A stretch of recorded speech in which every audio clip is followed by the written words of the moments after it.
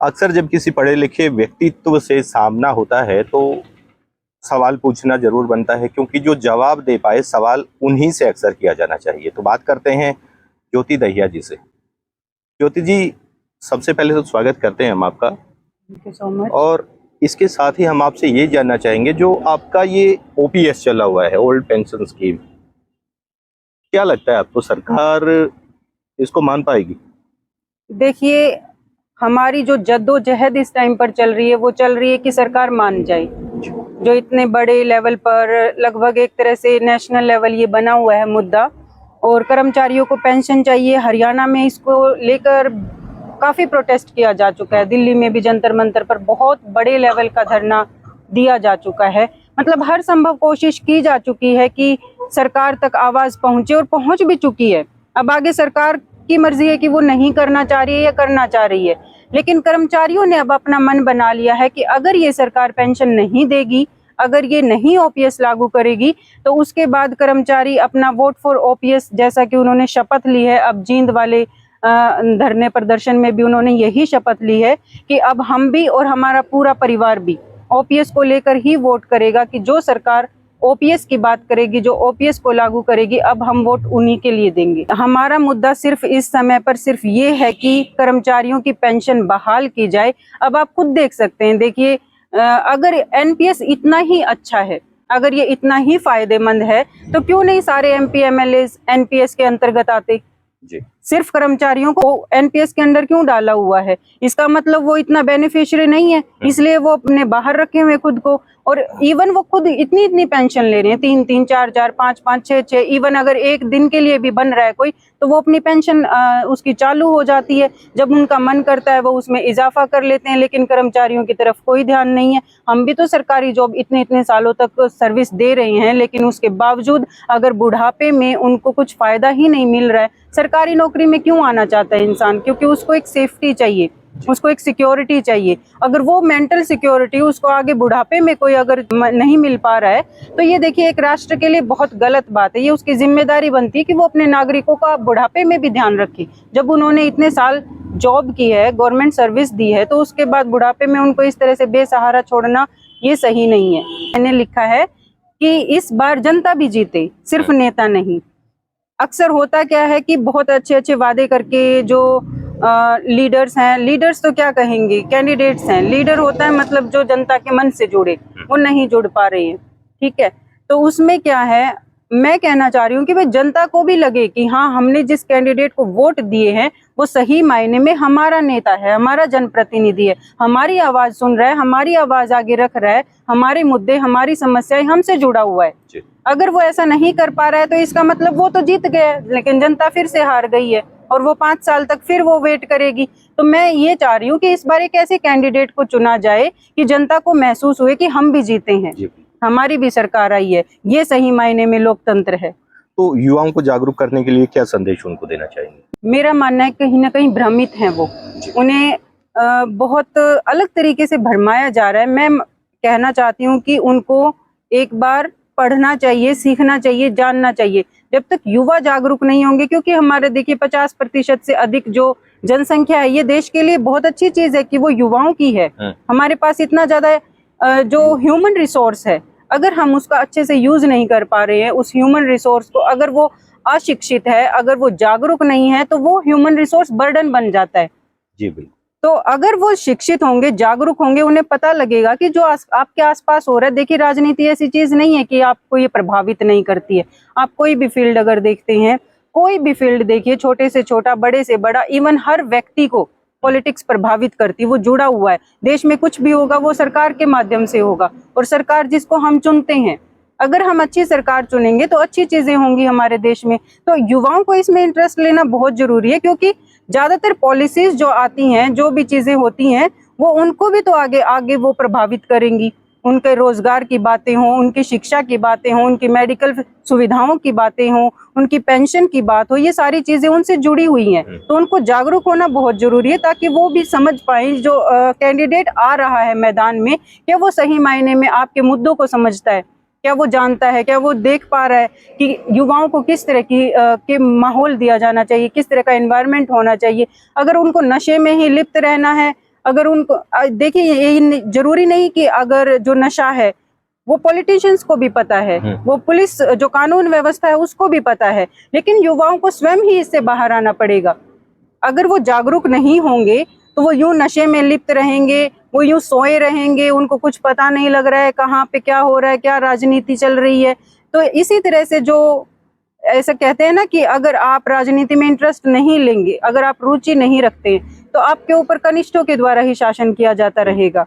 तो ये मैं कहना चाहती हूँ कि अगर आप चाहते हैं कि एक अच्छा लीडर आए तो उसके लिए आपको प्रयास करना होगा, आपको जागरूक होना होगा, आपको खुद आगे आना होगा, या फिर आप अपने आसपास वालों को बताना होगा कि जो आ रहे हैं लीडर। अब आपने सुना होगा कि सिंगापुर के जो प्रधानमंत्री, उनकी भी स्टेटमेंट आई थी कि हमारे जैसे लोकसभा में बहुत बड़ी जो परसेंटेज है सांसदों की, वो आपराधिक उससे जुड़े हुए हैं, रहे हैं। तो ये मेरा मानना है गलत है। ये युवा जागरूक होंगे तभी उनको भी ये चीजें समझ में आएंगी कि देखिए, अगर हम एक बुरी नियति वाले इंसान को चुन रही हैं तो आगे देश में जो चीजें होंगी वो बुरी ही होंगी, क्योंकि पॉलिटिक्स उन चीजों को कर रही है, उनसे डायरेक्ट जुड़ी हुई है। अच्छी नियति वाले को लेकर आएंगे तो सब कुछ अच्छा होगा। तो यही मेरा संदेश है युवाओं को कि वो राजनीति में इंटरेस्ट रखें। राजनीति से अलग रहकर आप कुछ भी नहीं कर सकते हैं। आप राजनीति के साथ चलकर, उसको देखकर, उसको समझकर और अच्छे लोगों को आगे लाकर ही आप विकास करवा पाएंगे। गठबंधन की सरकार के मुखिया हरियाणा प्रदेश के मुख्यमंत्री मनोहर लाल ने बहुत अच्छी नीति एक हरियाणा प्रदेश के लिए लागू की थी कि 50% आरक्षण चुनाव में महिलाओं के पक्ष में दिया जाएगा। ग्राम पंचायतों में जो आरक्षण उनको दिया गया कि 50% महिलाएं ग्राम पंचायत के चुनाव में भाग ले सकें। आपको क्या लगता है ये नीति कैसी थी और क्या इस नीति का महिलाओं ने लाभ उठाया? मुझे लगता है कि इस नीति का लाभ तो उठाया गया है, लेकिन यहाँ पर फिर महिलाओं से ज्यादा पुरुषों के द्वारा ही उठाया गया है, क्योंकि महिला को एक डमी कैंडिडेट की तरह आगे रखकर पीछे वो जो चीज राजनीति है वो अभी भी शायद ज्यादातर पुरुष ही कर रही हैं।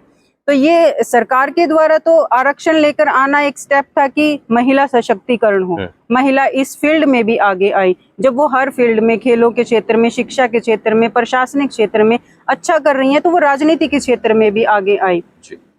ये एक प्रयास था, लेकिन क्योंकि हमारे जो सामाजिक ताना बाना है वो शुरू से ही, मतलब सदियों से ही जो महिलाओं की प्रवृत्ति रही है, या पुरुषों की कहें कि वो महिलाओं को पीछे रखने की ही रही है, तो ये चेंज धीरे धीरे आएगा और इसके लिए समाज में बदलाव बहुत जरूरी है। सरकार अपनी तरफ से सभी प्रयास करती हैं कि महिलाओं को एम्पावर्ड होना चाहिए, उनको पावर दो, उनको शक्ति दो, उनको पढ़ाओ, उनको ये बेटी बचाओ बेटी पढ़ाओ, उनको हर क्षेत्र में आगे लाओ, लेकिन समाज का बदलना भी बहुत जरूरी है, मैं यहाँ पर मानती हूँ। तो आपका जो क्वेश्चन था कि क्या इससे बदलाव आया है, तो बदलाव तो आया है और मैं चाहती हूँ आगे भी बदलाव आए। महिलाएं क्योंकि ज्यादातर इस क्षेत्र में आना नहीं चाहती हैं, या तो वो घर के दबाव की वजह से कई बार आ जाती हैं कि भाई आरक्षण मिल गया है, चलो पुरुष तो खड़ा नहीं हो पाएगा उस सीट से, तो वो अपने घर वाले में किसी को खड़ा कर देता है महिला को, लेकिन पीछे फिर वही है, पावर पुरुष के हाथ में ही होती है।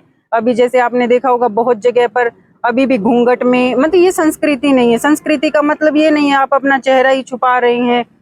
इस तरह से मेरे को लगता है कि ये जो पर्दा प्रथा है, ये कहीं ना कहीं आप इसको संस्कृति का हिस्सा नहीं मान सकते, आप इसको महिलाओं को गुलाम रखने का एक ये जरिया रहा है हमेशा से। तो ये चीजें चेंज होनी चाहिए। अब आप सत्ता में आप भागीदार बन गई हैं, आप संदेश देंगे, आप इंस्पिरेशन बन गई हैं लोगों की, तो आप खुद पहले उन रूढ़िवादी चीजों से बाहर निकलिए, तभी आप किसी को इंस्पायर कर पाएंगे। तो इन चीजों में भी बदलाव जरूरी है। जी बिल्कुल। ज्योति जी, एक अंतिम सवाल, जिस तरह से हाल ही में एक सांसद का बताया जा रहा वीडियो वायरल हुआ और उसमें कोई महिला भी उनके साथ दिखाई गई है, तो ऐसी चीजों को कहाँ देखती हैं? क्या बगैर पर्ची खर्ची की सरकार का वादा करने वाले ये सांसद महिलाओं का शोषण यूं ही करते रहेंगे? क्या कहेंगे? देखिए, ऐसी खबर क्योंकि हर जगह चल रही है तो सभी के कानों में पहुंची है, सभी ने देखा है, तो मैं मानती हूं कि एक बहुत गरिमामयी पद पे आप बैठते हैं, जब इतने लाख लोगों ने आपके ऊपर भरोसा दिखाया है, इतने लोगों ने आपको अपना जनप्रतिनिधि चुना है, तो उसके साथ कुछ एक्सपेक्टेशंस जुड़ जाती हैं कि वो कम से कम एक ऐसी हरकत नहीं करेगा जिससे समाज में उस पद का वो पद भी मान सम्मान के योग्य जो होता है वो चीज हट जाती है। फिर वो जो विश्वास लोगों ने दिखाया था वो खत्म हो जाता है। और जैसे अभी आप बता रहे थे जैसे आरक्षण से क्या फायदा हुआ, मैं ये कहती हूँ कि महिलाएं कई बार इस कारण भी आगे नहीं आ पाती हैं। ये भी डर उनके दिमाग में होता है, उनकी फैमिली के दिमाग में होता है कि कहीं ना कहीं जो पुरुष हैं वो शोषण करेंगे, किसी भी अगर फील्ड में जाती है वो शोषित ही होगी। तो इस डर से भी कई बार महिलाएं नहीं आती हैं। तो मैं मानती हूँ कि इतने मान सम्मान के और इतने गरिमामय पद पर बैठकर ऐसी हरकत करना बहुत ही, जो कि घृणित है समाज में ये हरकत, तो ये वापस महिलाओं को पीछे धकेल देगी। ऐसी चीजें वापस फिर महिलाएं जो आगे आने की हिम्मत कर पा रही हैं वो नहीं कर पाएंगी। वो डर जो एक उनके दिमाग में होता है वो और ज्यादा गहरा हो जाएगा। तो ये चीजें नहीं होनी चाहिए। इस तरह की हरकत की मैं कड़ी निंदा करती हूँ। ज्योति जी, अब तो एक बात और बता दीजिए, जिस तरह से शिक्षा व्यवस्था कमजोर होती जा रही है और जो पुराना समय था, मैं चाहूंगा कि इसे अगर वर्ण व्यवस्था की शुरुआत भी कहें तो गलत नहीं होगा। मंदिर फिर से बनने लगे हैं, मस्जिदें फिर से बनने लगी हैं और स्कूल और कॉलेजों की बजाय छात्र और युवाओं का जो रुझान है वो मंदिरों की तरफ, भक्ति की तरफ मोड़ दिया गया है। तो क्या देश प्रगति कर पाएगा? देखिए, मंदिर, धर्म और शिक्षा ये दोनों अलग चीजें हैं जी। हम ये नहीं कह सकते कि एक शिक्षित आदमी को धर्म से दूर हो जाना चाहिए। धर्म का मतलब है कि वो अच्छे कार्य करे, वो समाज में किसी का शोषण ना करे। अगर इस तरह की शिक्षा व्यवस्था है और अगर धर्म हमें ये चीज सिखा रहा है तो ये बहुत अच्छी बात है। लेकिन धर्म के नाम पर जब कई बार हिंसा हो जाती है, वो चीजें धर्म नहीं सिखा रहा है, इसका मतलब आप धार्मिक हो ही नहीं। धर्म कभी ये चीज बता नहीं पाता, आप तो सबसे बड़े अधार्मिक हो अगर आप धर्म के नाम पर हिंसा कर रहे हो, क्योंकि आप किसको बचाने के लिए हिंसा कर रही हैं। वो चीज तो धर्म नहीं कह रहा है कि आप मार दो, काट दो, मेरा धर्म सर्वोपरि है, मैं ही सबसे सुपीरियर हूँ। ये चीजें धर्म, इसका मतलब आप धर्म से कोसों दूर हैं। और शिक्षा जो है, शिक्षा आपको ये चीजें सिखाती है कि क्या अच्छा है, क्या बुरा है, कहाँ आपको हिंसा नहीं करनी है, कहाँ आपको राजनीतिक मोहरा नहीं बनना है। वो चीज शिक्षा से आती है। शिक्षा बहुत जरूरी है। तो स्कूल, कॉलेजेस और अच्छे इंस्टीट्यूट होना एक देश के लिए वरदान होते हैं और एक राष्ट्र की जिम्मेदारी बनती है कि उसका जो हर नागरिक अच्छे से शिक्षित हो। अगर वो शिक्षित नहीं है, अगर वो कर्म कांडों में उलझा हुआ है, अगर वो अंधविश्वास की तरफ जा रहा है, तो ये पूरे राष्ट्र की हार है, ये उस सरकार की हार है जिसके कार्यकाल में ये सब चीजें हो रहा है। तो ये गलत चीजें हैं शिक्षा का, क्योंकि किसी भी देश का विकास शिक्षा पर निर्भर करता है। ये एक बात है कि अगर आप शिक्षा का स्तर गिरा देंगे, वो राष्ट्र अपने आप गिर जाता है, उसका पतन अपने आप शुरू हो जाता है। हर राष्ट्र की जो विकास है वो शिक्षा से शुरू होता है जी। ये कहा जाता है कि भाई किसी भी देश की जो जनसंख्या है वो वहाँ का वास्तविक धन होती है, बशर्ते वो जनसंख्या शिक्षित हो, वो जनसंख्या जागरूक हो।